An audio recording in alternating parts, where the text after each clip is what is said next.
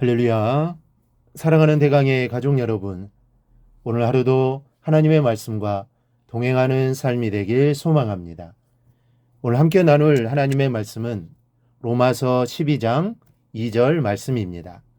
너희는 이 세대를 본받지 말고 오직 마음을 새롭게 함으로 변화를 받아 하나님의 선하시고 기뻐하시고 온전하신 뜻이 무엇인지 분별하도록 하라. 아멘.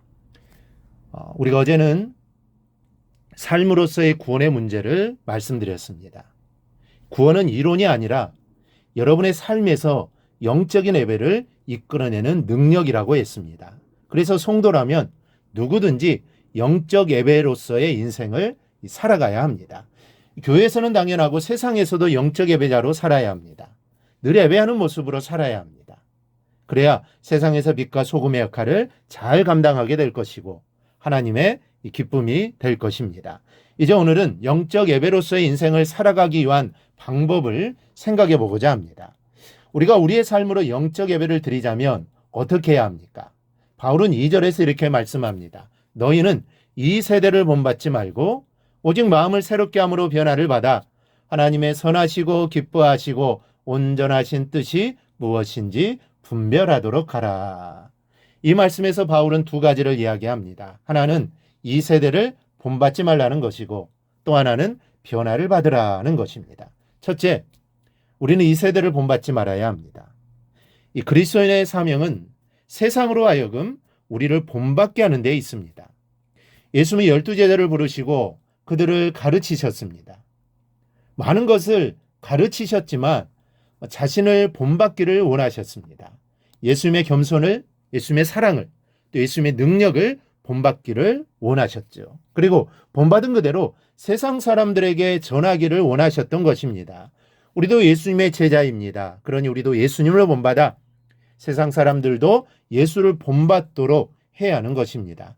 예수를 믿는 것을 본받게 하고 하나님 섬기며 예수를 섬기는 모습을 본받게 하고 사랑하고 용서하고 위로하는 모습을 본받게 하는데 우리의 사명이 있습니다.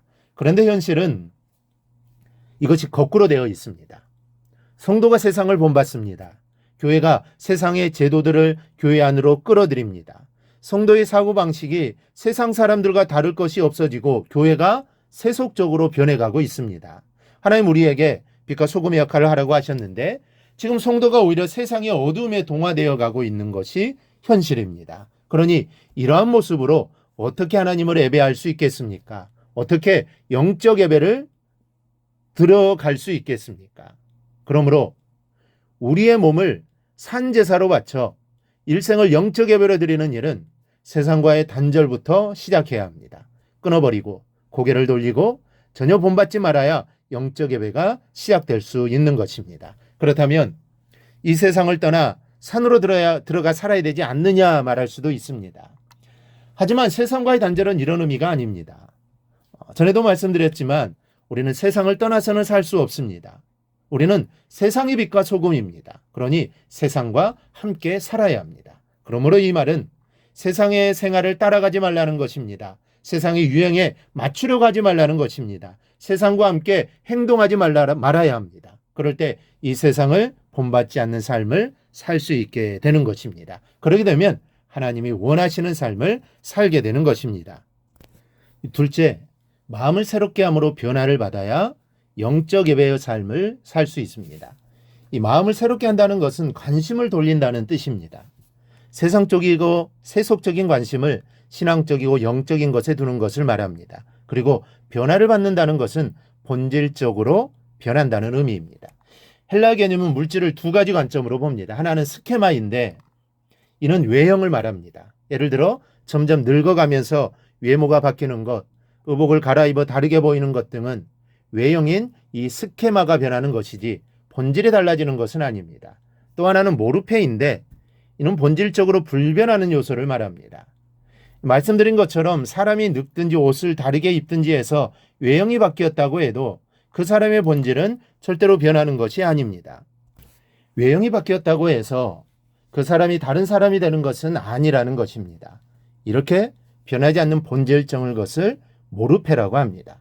이 바울이 본문에서 변화시킬 것을 요구하는 것이 바로 이 모르페입니다. 그럴듯하게 그리스도인처럼 꾸미라는 요구가 아닙니다. 적당히 예배드리러 교회 나오고 기도도 제법 하는 그런 모양을 갖추라는 것이 아닙니다. 바울은 우리의 본질적인 요소가 변하기를 바라고 있습니다. 존재의 근본적인 변질을 변화시키라는 것이죠. 인간 본성의 지배를 받는 내면은 성령의 지배를 받는 내면으로 바꾸라는 말씀입니다. 그래서 바울은 마음을 새롭게 하라는 그 새로움이라는 말에 아나카이노시스라는 단어를 썼습니다. 이는 성격과 성질을 새롭게 하라라는 것이죠. 인간 본성의 지배를 받던 성질을 성령의 지배를 받는 성품으로 변화시키라는 것입니다. 우리가 영적 예배의 삶을 살 수 있는 비결이 이것입니다. 세상적인 것을 끊어버리고 성령의 지배를 받는 것입니다. 성령의 지배를 받아 성품이 변하고 인성이 변하고 또한 그 성품으로 매일을 사는 것입니다. 어디서든지 그 마음으로 말하고 행동하고 사는 것입니다. 그것이 인생을 전적으로 하나님께 드릴 수 있는 길입니다. 여러분, 우리는 모두가 죄인이었습니다. 그러나 이제는 예수를 모시고 사는 사람들입니다. 그런데 이것은 이름만 그리스도인이 아닙니다. 여러분의 본질적인 성품이 그리스도화 되어야 합니다.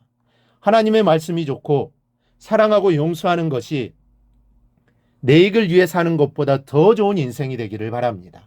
이런 마음으로 살아가는 자가 진짜 성도이고 변화된 성도입니다. 이제는 우리의 모든 것이 그리스도화되어 주님이 기뻐하시는 일에 최선을 다하는 삶, 영적 예배를 살아가는 사람들이 되시기를 주님의 이름으로 축원합니다. 오늘 묵상한 말씀을 굳게 잡고 삶으로 실천하며 살아내는 대강의 모든 성도들이 되기를 축복합니다.